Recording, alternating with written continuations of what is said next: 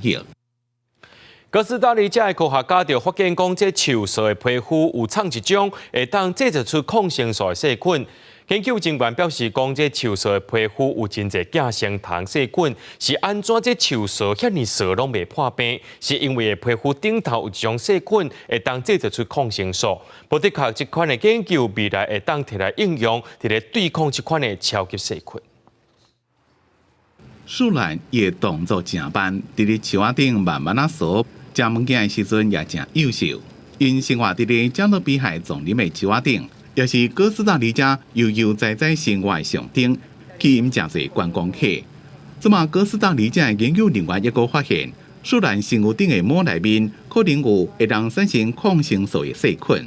Porque nuestra hipótesis efectivamente es que en el pelaje de los osos perezosos existían microorganismos capaces de producir antibióticos que permitían regular la presencia de patógenos en el pelaje. Esa era nuestra hipótesis que afortunadamente en este caso podemos decir que la logramos comprobar.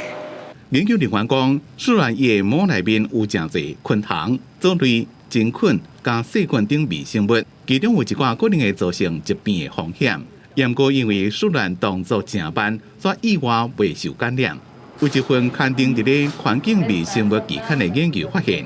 树懒叶膜内面可能有一种会让产生抗生素的细菌，帮助树懒控制潜在病原菌的增生，或者是抑制真菌生存，可能会当摕来对抗愈来愈严重的超级细菌。We've never received a sloth that has been sick, that has a disease or has an illness. We don't know if it's because they have this beneficial bacteria in their hair. We've received sloths that have been burned by power lines and their entire arm is just destroyed, and there's no infection. 研究人员自树懒的皮膜样本内面已经确认20种可能的微生物，一个等待深入的研究。